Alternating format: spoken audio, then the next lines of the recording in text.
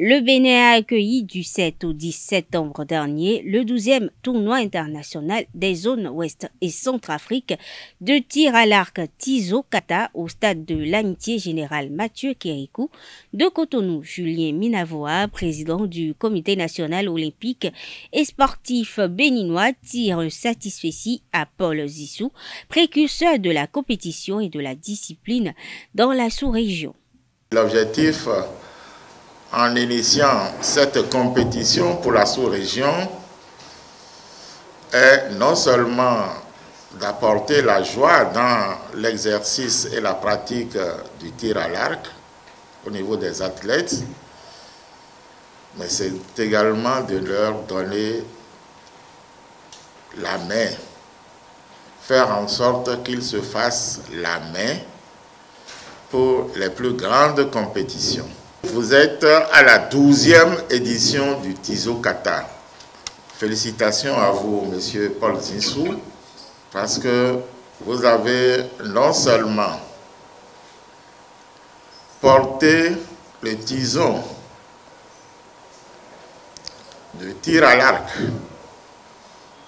dans la plupart des pays de l'Afrique au sud du Sahara, vous avez réussi également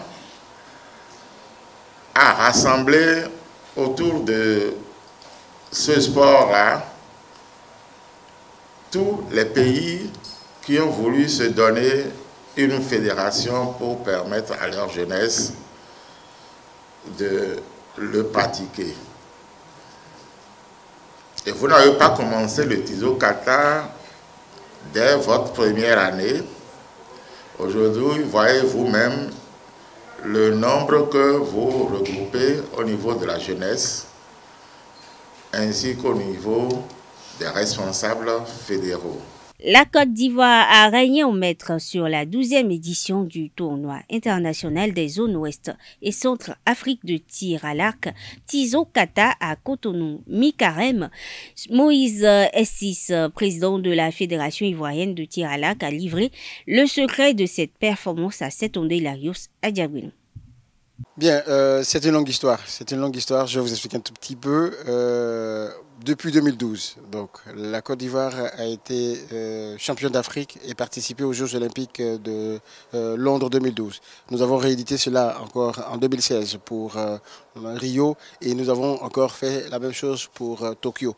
Mais le fait de se mettre à ce niveau de compétition nous oblige à travailler tous les jours et tout le temps pour ne pas que nous perdons cette position que nous avons de participer aux Jeux Olympiques. Du coup, nous donnons les moyens d'attirer les jeunes. L'équipe que vous avez vue aujourd'hui n'était pas l'équipe qu'il y a 4 ans, qu'il y a 3 ans. Donc nous travaillons avec beaucoup de jeunes à qui nous donnons un rêve.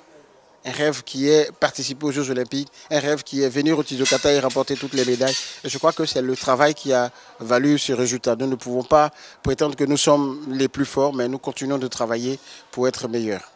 Restons avec le patron du tir à l'arc ivoirien qui a félicité le Bénin pour la bonne organisation du Tizo Kata 2022 après 2 ans de suspension en raison du Covid-19. Il a par ailleurs rassuré les archers au sujet de la tenue de la 13e édition en Côte d'Ivoire. Je voudrais d'abord remercier la Fédération béninoise de tir à l'arc qui a tenu à ce que la 12e édition de Tizo Kata se tienne sur le sol béninois. Nous avons été heureux d'être là, puisque depuis la première édition, nous avons signé avec notre cher ami Paul Zissou une convention de participation à toutes les éditions. Et n'eût été le Covid, je crois qu'on aurait eu d'autres éditions avant, mais en tout cas, je remercie les autorités béninoises d'avoir autorisé cette année l'organisation de Tizo Kata au Bénin. Nous avions besoin de cette compétition. Nous avions besoin et nous avons travaillé dans nos différents pays à venir valoriser notre sport. Et le résultat que nous avons, c'est le fruit donc, du travail acharné que nous avons essayé depuis des années de faire pour redonner une très belle image à notre sport, qui est un sport olympique, et puis permettre à ceux qui sont encore sceptiques sur le développement de cette activité dans nos pays puissent voir que cela est possible. Donc en Côte d'Ivoire, nous avons été capables de faire quelque chose avec ces jeunes. Nous savons qu'au Bénin aussi, c'est possible. Donc nous sommes venus au Bénin pour montrer au public sportif béninois que c'est encore possible. Il faut encourager ces sports. Nous sommes considérés comme sport mineur, mais à partir du moment où nous sommes un sport olympique, nous sommes majeurs. Donc ce n'est pas par le nombre de pratiquants qu'on ait un sport majeur ou un grand sport, mais à partir du moment où on est olympique, on est un grand sport. Donc qui nous soutiennent, qui nous apportent tout ce dont un sport a besoin pour se développer. Et je crois qu'il y a aussi du potentiel au Bénin. Nous avons vu les jeunes de moins de 18 ans qui nous ont donné d'excellents résultats. Et nous comptons sur en tout cas tous ceux qui peuvent contribuer au développement du tir à l'arc, d'apporter les petites pierres à l'édifice du tir à l'arc que nous construisons ensemble, le Bénin, la Côte d'Ivoire et tous les autres pays de l'Afrique de l'Ouest.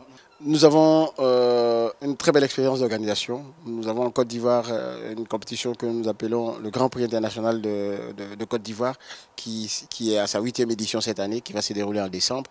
Et donc nous avons déjà organisé 2 fois l'étude au Kata en Côte d'Ivoire, je dirais, les années précédentes. En 2019, donc nous étions la dernière fédération à organiser avant que le Covid ne vienne interrompre un peu notre élan. Donc nous avons cette expérience d'organisation de compétitions internationales, de compétitions de haut niveau et nous sommes prêts. Nous sommes prêts pour donner ce que nous avons aux autres pays qui viendront en Côte d'Ivoire.